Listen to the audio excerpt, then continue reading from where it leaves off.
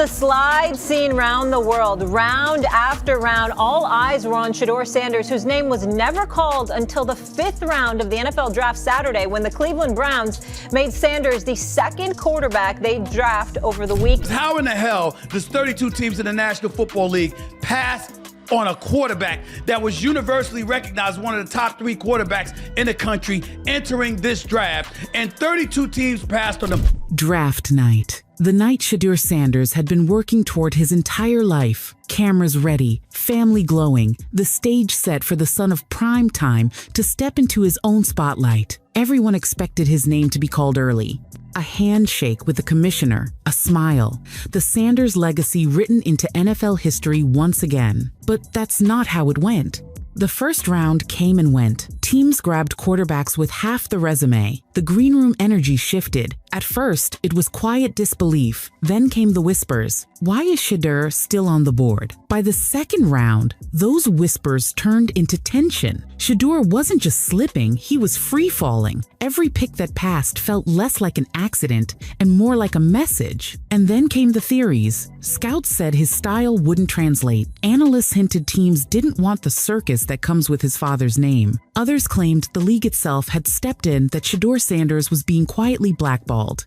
The cameras caught it all. His father's forced smile, the nervous glances, the commissioner working phones behind the scenes like even he couldn't believe what was happening. What was supposed to be the happiest night of his life had become something else entirely, a mystery unraveling in real time. And the truth behind Shedeur's fall? That was only the beginning. When Shedeur's name finally came off the board, it didn't feel like relief. It felt staged. The Cleveland Browns made the call, but the energy wasn't the same as those other draft day hugs and celebrations. It was stiff, almost like damage control, and fans noticed, commentators noticed, even the players in that room noticed. It didn't feel like the Browns desperately wanted Shedeur Sanders. It felt like the league had stepped in, like someone had whispered, "Take him before this gets ugly." But being drafted was just the beginning of the storm. The moment Shedeur showed up to camp, the cameras followed. Every throw, every drill, every mistake magnified. Reporters didn't just cover his game, they covered his every move, from his car, to his outfits, to the way he walked onto the field. Veteran players rolled their eyes, coaches muttered about focus, and the analysts on TV, they pounced, distracted, overhyped, not ready for the league. It didn't matter that he had the arm talent. It didn't matter that he read defenses better than half the rookies out there. The narrative had already been written for him, and every practice rep was just fuel to keep it burning.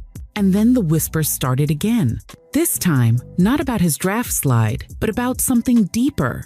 Was this really about football, or was something else at play? Some said it was the shadow of his father, that NFL franchises didn't want a Sanders running the show, pulling attention away from ownership, from coaches, from the Shield itself. Others pushed a harsher angle, calling it coded bias, the same old criticism wrapped in new packaging.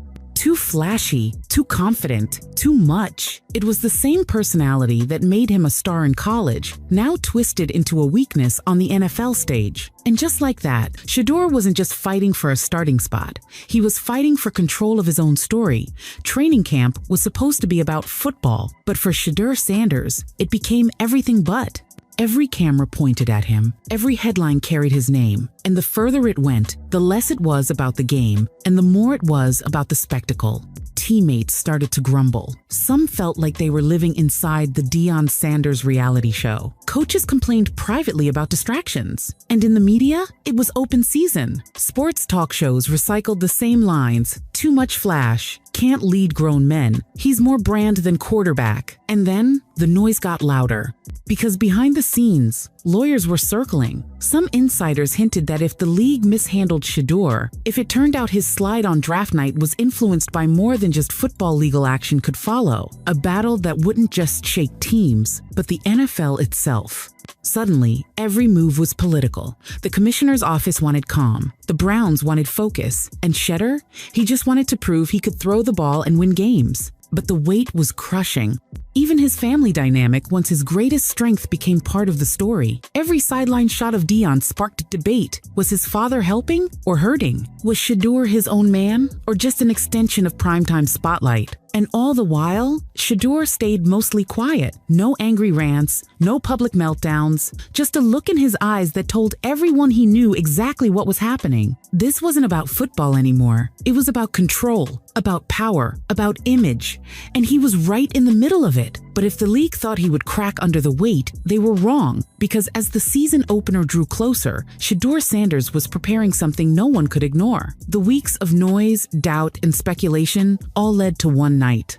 Shedeur Sanders' first NFL game. The stadium was buzzing, but not with the usual rookie excitement. This was different. Some came to see him fail. Others wanted to witness history. Everyone knew this wasn't just another debut. It was a test. The cameras followed him through the tunnel. No smile, no flash, just a locked-in stare that felt almost cold. And when he stepped onto the field, the entire weight of the story came with him. The draft night controversy, the whispers about bias, the questions about his father, the media circus. Every narrative hung over his head like a storm cloud. The first snap came. He dropped back, and in that split second, the noise faded. The doubts, the distractions, the chaos, all gone. It was just him, the ball, and the game he'd been playing his whole life. The throw cut through the air, sharp and perfect. The crowd erupted, and just like that, the story shifted. For months, Shedeur Sanders had been the subject of theories, debates, and headlines written by everyone else. But in that moment, with one pass, he reminded the world of something simple. He wasn't just Deion's son. He wasn't just a controversy. He was a quarterback. And this was only the beginning.